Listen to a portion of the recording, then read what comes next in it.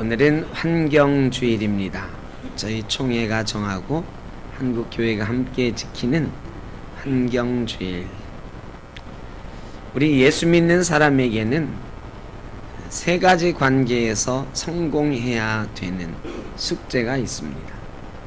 성경은 우리 사람에게, 특히 구원받은 사람에게 세 가지 관계가 있는데 그 관계가 다 잘 되어야 우리 사는 것이 행복하고 하나님 보시기에 아름답다, 이렇게 말씀을 합니다.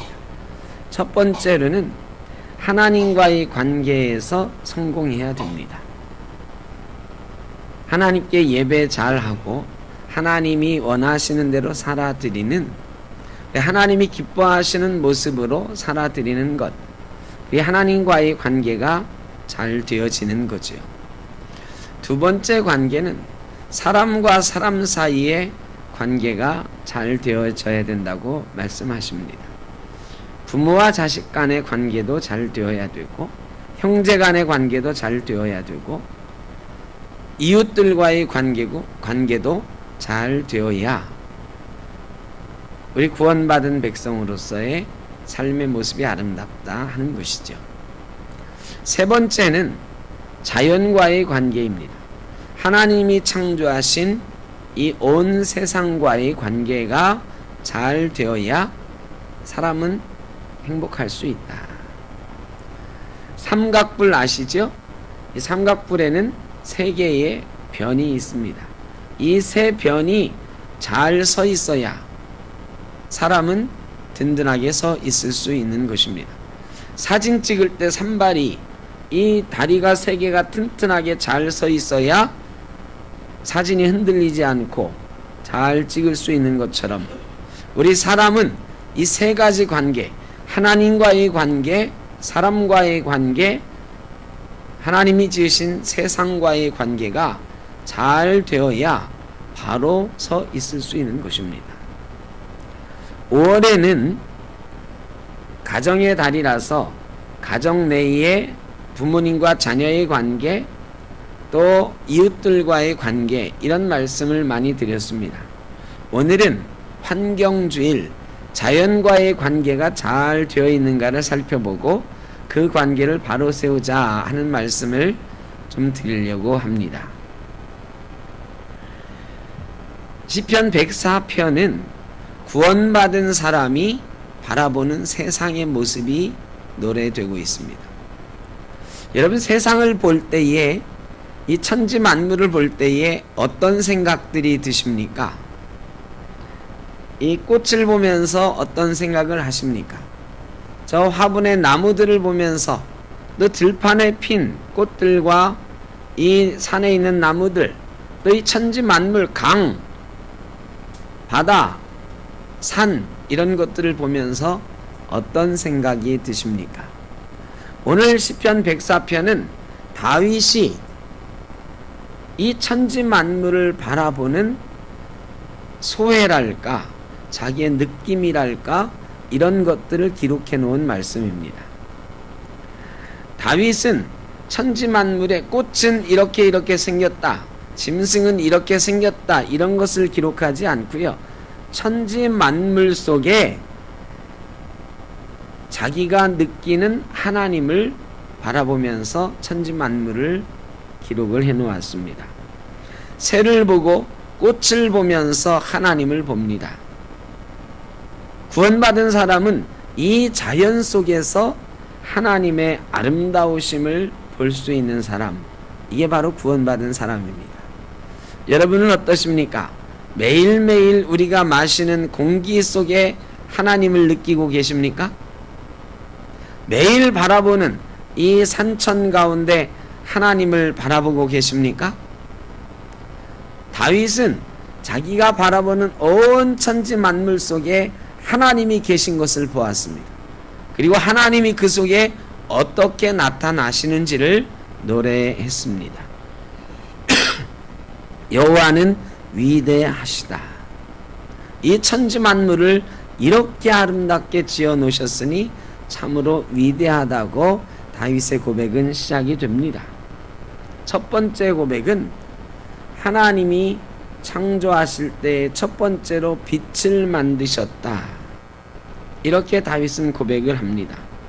하나님 자신이 빛이시고 하늘은 하나님의 휘장이요 물은 하나님이 계시는 누각의 들불을 얹은 곳이다. 구름은 하나님의 수레요 바람은 하나님의 날개라고 고백을 합니다. 참 멋진 말이지요. 물은 하나님이 계시는 누각의 들불을 얻는 곳이고 하늘은 하나님의 휘장이요 구름은 하나님 타고 오시는 수레요 바람은 하나님의 날개로다. 참으로 아름답죠. 다윗은 천지 만물 하나하나를 보면서 다 하나님을 봅니다. 천지 만물 하나하나가 다 하나님이 드러나는 존재다. 하나님의 임재를 드러내는 존재라고 고백을 하는 것입니다. 실제로 하나님께서는요, 천지 만물을 하나님을 드러내는 도구로 사용하셨습니다. 지금도 사용하고 계십니다. 우리는 이것을 자연 계시라고 그래요. 하나님이 하나님을 드러내는 계시, 이 계시가 드러내다 이런 거거든요. 하나님이 하나님을 드러내는 계시에 자연 계시라는 게 있어요. 성경 말씀을 통해서 계시하시고 예수 그리스도를 통해서 계시하시고 천지 만물을 통해서 계시하시는데 이걸 자연 계시라고 말해요. 천지 만물을 통해서 우리는 하나님을 보는 거죠. 다윗은 순간순간 천지 만물을 통해서 드러나시는 하나님을 보았습니다. 여러분은 오늘 일어나서 지금까지 교회 오면서 천지 만물을 보셨어요? 그 속에 하나님도 보셨습니까? 매일매일 우리가 살아가는 속에서 하나님을 발견하고 그 하나님과 동행하는 축복을 누리시기를 간절히 바랍니다. 다윗이 그 다음에 바라보는 것은 땅입니다. 하나님이 땅을 만드셨다. 하나님이 땅을 만드셨다 그러면서 다윗이 얘기하는 건 질서예요. 다윗은 이렇게 말합니다. 맨 처음에는 땅을 만드시고 그 위에 물이 가득하게 하셨다. 원래는 땅 위에 물이 가득했다는 거예요. 그런데 하나님이 꾸짖으시니 이 물들이 물러가서 바다가 되었다. 그리고 땅은 솟아나서 산이 되었고 물들은 바다와 계곡에 머무르게 되었다. 그리고 나서 하나님이 땅과 바다의 경계를 정하시고 바다 보고 물 보고 명령하여 다시는 땅을 덮지 못하도록 하셨다. 참 놀라운 말씀입니다. 예전에 어떻게 땅과 바다가 바닷물이 땅 위에 넘치지 못하도록 하나님이 만드신 걸 알았을까요? 여러분 신기하잖아요? 이 바닷물들이요 그렇게 많아도 이 땅을 덮지를 않아요. 하나님이 그렇게 만드셨어요. 이게 하나님이 지으신 질서라는 것을 다윗은 알았어요. 이 중력의 작용에 의해서 아주 오묘하게 만들어 놓으셨어요. 바닷물은요 절대로 이 땅 위로 솟아나지 못합니다. 산을 덮지 못해요. 이게 하나님이 중력의 법칙으로 만들어 놓으신 거예요. 그런데 요즘 이 하나님이 만드신 질서가 깨지는 것을 가끔 보잖아요. 제가 몇 년 전에 한번 말씀드렸어요. 투발루라고 하는 나라가 있는데 저 태평양에 있는 아주 작은 나라거든요. 이 나라가 앞으로 20년 정도 뒤에는 지구상에서 없어집니다. 왜 없어지느냐? 이 섬나라는 해발 1.5m 밖에 안 돼요. 그러니까 바다 위에 이 산호 위에 모래가 이렇게 축적돼서 땅이 만들어지고 그 위에 세워진 나라인데요. 이 해수면이 점점 높아지고 있어요. 북극의 빙하가 녹으면서 바닷물이 점점 높아져요. 그래가지고 이 투발루라고 하는 나라는 없어질 겁니다. 앞으로 어디로 이 나라 백성들이 옮겨가야 될지 주변 국가들하고 의논하고 있어요. 하나님이 원래 물이 땅을 덮지 못하도록 만드셨는데요. 그게 하나님이 만드신 질서였는데 지금 점차로 그 질서가 깨져가고 있고 어떤 나라는 사라질 위험에 처해 있습니다. 일본이라고 하는 나라도 이것 때문에 심대한 위협을 느끼고 있죠. 어떤 과학자들에 의하면 지금 상태로 물이 높아지면 50년 뒤에는 일본이라는 나라의 3분의 1은 물에 덮일지도 모른다. 이렇게까지 얘기하고 있어요. 아주 심각한 거죠. 물이 땅을 덮는 일이 생기고 있다. 하나님이 만드신 땅과 물의 질서가 깨어지고 있다는 것입니다. 하나님께서 동식물을 만드셨다고 다윗은 노래합니다. 하나님이 동식물을 만드시고 다윗이요 그 뒤에 또 고백하는데요. 동식물을 만드시고 샘이 골짜기에서 솟아나게 하셨고 산 사이에 흐르게 하셨다. 동식물을 만드신 하나님이 그들에게 물을 주셨다고 노래하고 있습니다. 동식물을 살리는 것은 물입니다. 물이 없으면 아무도 못 살아요. 식물도 못 살고 동물들도 못 살아요. 하나님은 동식물을 만드시고 그들이 살아갈 만한 조건을 만드셨다고 다윗은 노래하고 있는 것입니다. 물을 만드신 하나님, 생명을 주신 하나님, 생명을 이어가게 하신 하나님, 그 다음에 동식물을 위해서 살 곳을 지으셨다. 새들이 살 나무를 만드셨고요. 너구리의 피난처가 되는 바위도 만드셨다. 이렇게 노래하고 있어요. 참 다윗이라고 하는 시인은 대단합니다. 세상을 보면서 이 동식물들을 아름답게 만드신 하나님께서 그것들을 위한 살터전과 삶의 조건들도 같이 허락하셨다는 걸 정확히 보고 노래하고 있습니다. 그 속에 하나님이 계신다는 거예요. 그런데 지금은 어떻습니까? 모든 동식물들이 살만한 터전으로 이 세상을 만들어 놓으셨는데요. 지금도 1년에 몇천 개의 식물들이 사라집니다. 수많은 동물들이 멸종합니다. 왜? 삶의 터전들이 없어지기 때문입니다. 이 삶의 터전을 없애는 것들은 바로 사람들입니다. 하나님이 이 땅에 아름다운 동식물들을 만드셨고 그들이 살만한 물과 삶의 터전을 주셨는데 이 조건들을 사람이 깨뜨려 가고 있어요. 그래서 하나님이 만드신 동물들 중에, 식물들 중에 지구상에서 영원히 사라지는 것들이 해마다 몇천 개씩 되는 것입니다. 다윗이 노래했던 그 아름다운 세상과 아름다운 피조물들과 하나님, 우리 예수 믿는 사람들은 이 땅을 바라보면서 하나님이 지으신 세계가 잘 보존되고 있는가, 우리도 다윗처럼 노래할 수 있는가 생각을 좀 해봐야 될 것입니다. 다윗이 그 다음에 하나님이 사람을 만드셨다고 노래합니다. 이 사람 가운데도 하나님의 형상이 들어있어 사람을 통해서 하나님이 드러나시는데요. 사람을 지으신 하나님께서 그 다음에 뭐를 만드셨느냐? 먹을 것을 만드셨다. 사람을 지어 놓으시고요.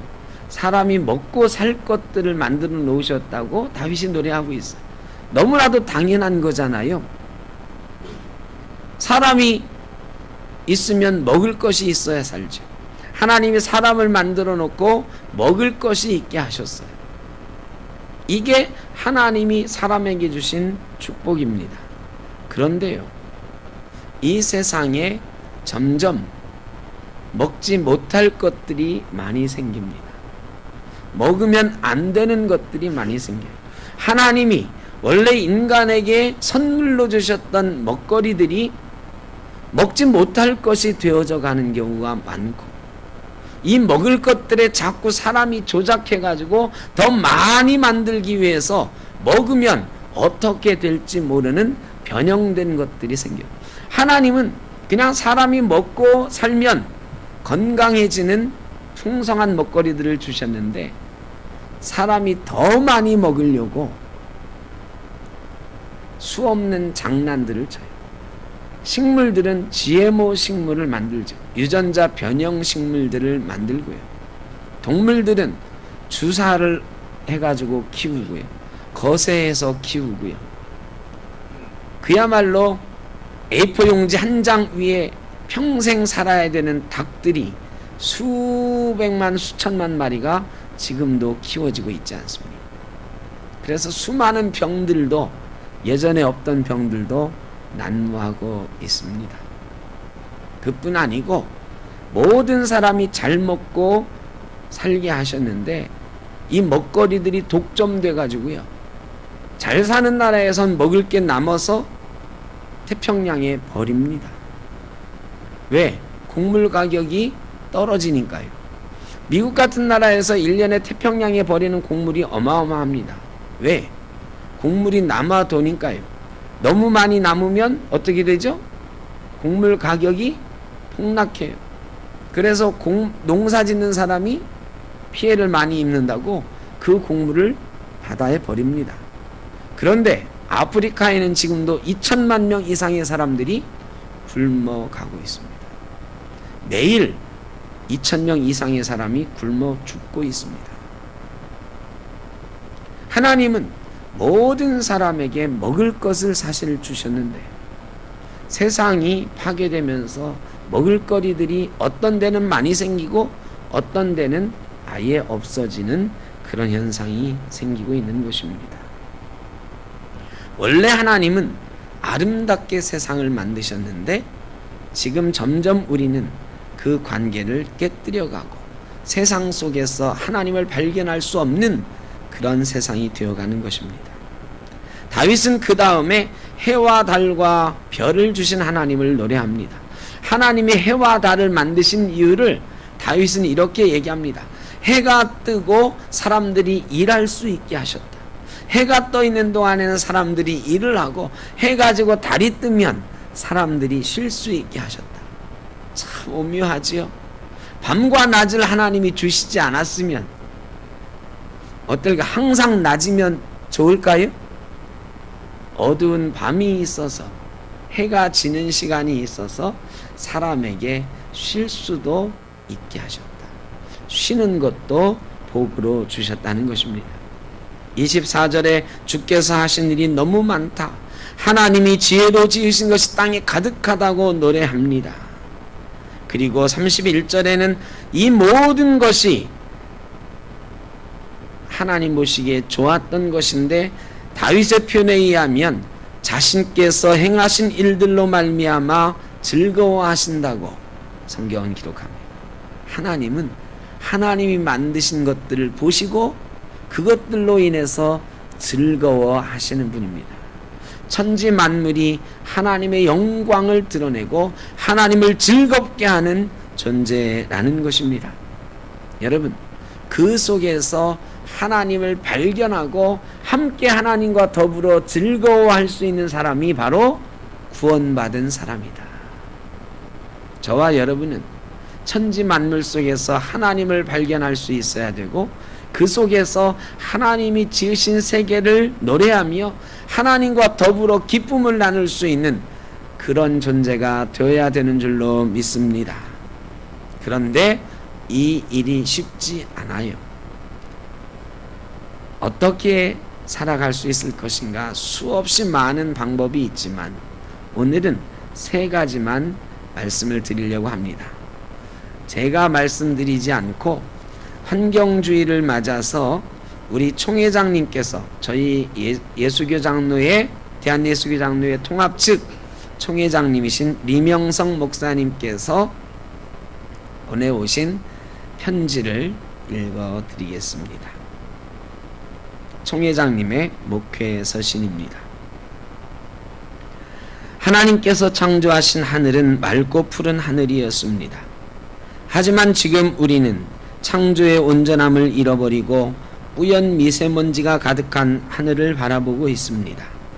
미세먼지 가득한 하늘 아래에서 이 땅의 모든 생명들은 생기를 잃고 서서히 병이 들어가고 있습니다. 이 미세먼지는 바다 건너에서 날아온 것이라고 남을 원망할 수만은 없습니다. 지금 우리들 역시 공장과 발전소와 자동차에서 엄청난 미세먼지를 만들어 우리의 푸른 하늘을 오염시키고 있기 때문입니다.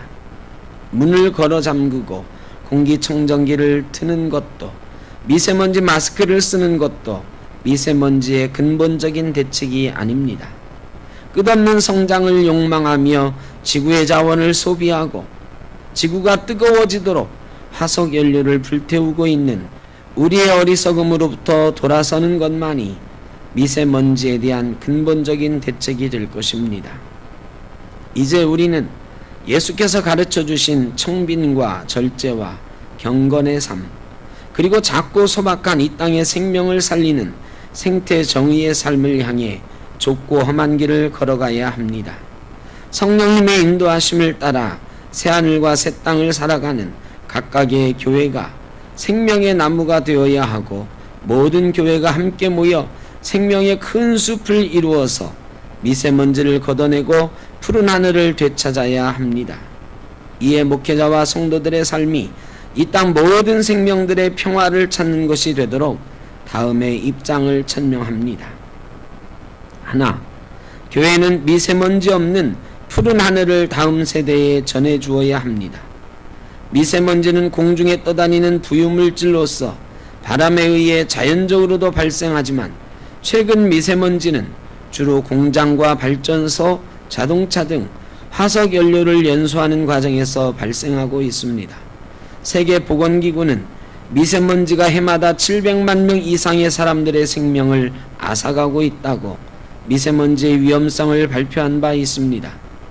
이제 생명의 피난처가 되어야 될 교회가 더 이상 미세먼지 문제를 방관할 수만은 없습니다.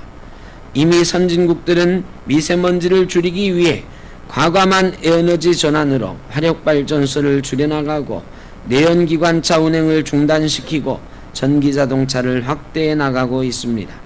이제 교회도 친환경 보일러 사용, 햇빛발전소 설치, 정원 조성 등 미세먼지 저감을 위한 교회 자체의 노력과 더불어 미세먼지 저감을 위한 지자체와 정부 정책이 올바른 방향으로 나아가도록 정책을 제안하고 함께 기도해 나가야 할 것입니다. 하나, 교회는 생명의 숲이 되어 숲을 만들고 지키며 돌보아야 합니다. 우리나라는 전쟁으로 파괴된 숲을 다시 복구해 숲의 면적을 회복시킨 나라입니다. 최근 학자들은 숲은 토양 황폐화로 인한 미세먼지의 발생을 막고 공기 중에 이산화탄소를 흡수하여 기후변화를 막아내는 가장 지속적이고 효과적인 방법이라는 결론에 이르렀습니다. 하지만 지금 우리나라의 숲은 무분별한 개발과 관리 소홀로 시간이 지날수록 그 면적이 줄어들고 있습니다. 신도시 개발로, 공항 건설로, 도로 건설로, 골프장으로, 스키장으로, 케이블카로, 송전탑으로 사라진 숲들만큼 우리는 하나님의 선물을 잃어버린 것입니다. 성서는 우리의 시작이 에덴 동산의 숲이었고 우리의 미래 역시 생명의 숲이 있는 새하늘과 새 땅이라고 이야기합니다. 그러므로 교회는 생명의 숲이어야 합니다. 숲을 조성하고 숲을 지키며 숲을 돌보는 일에 교회가 기도하며 힘을 모아야 합니다. 하나, 교회는 강을 창조의 모습대로 맑은 물이 흐르도록 해야 합니다. 맑은 물에는 사라진 물고기들이 돌아와 알을 낳고 새들이 날아와 둥지를 만들고 새끼들을 키웁니다. 강은 창조된 모습 그대로 흐를 때에 생명이 되고 가장 아름답습니다. 강은 과거와 같이 지금도 앞으로도 흘러야 합니다. 강이 창조의 모습대로 맑은 물이 흐를 때에 강이 깃들어 살아가는 생명이 풍성해지고 우리의 탐욕과 어리석음도 깨끗하게 사라질 것입니다. 교회는 창조 세계의 온전함을 지키는 사명을 감당하는 공동체이기에 강이 온전한 모습으로 흐르도록 강의 온전한 복원을 위해 애쓰며 기도해야 할 것입니다. 우리 총회장님께서 오늘 날짜로 발표한 목회의 서신, 전국교회에 함께 읽기를 원하셨던 편지입니다. 3가지 말씀하고 있습니다. 미세먼지 줄이기 위해서 조금 불편함을 감수하자. 숲을 만들어야 된다. 숲이 너무 많이 사라지고 있다. 물을 살려야 된다. 물이 죽어가고 있다. 다윗은 온 천지 만물에 살아 움직이는 하나님이 부여하신 생명의 역사를 보면서 하나님이 거기 계시다고 노래했습니다. 여러분, 우리 이 땅의 천지 만물 가운데, 이 땅의 공기에 하나님이 계시는가? 이 땅의 물에 하나님이 계시는가? 이 땅의 나무들의 숲에 하나님은 즐거워하며 계시는가? 아니면 신음하고 계시는가? 피조물들과 더불어 신음하시는 하나님을 보는 우리의 마음이 절대로 즐겁고 행복할 리 없지 않습니까?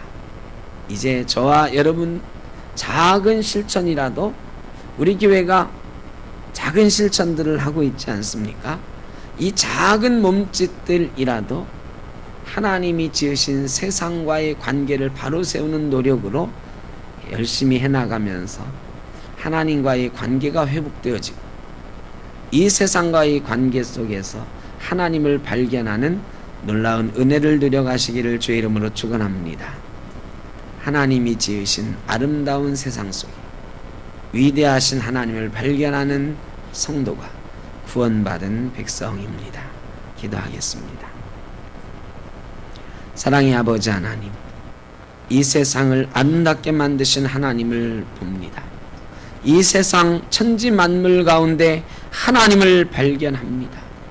하나님이 아름답게 지으신 세상, 그들과의 관계를 회복하며 그 속에서 즐거워하시는 하나님을 만나게 하여 주옵소서.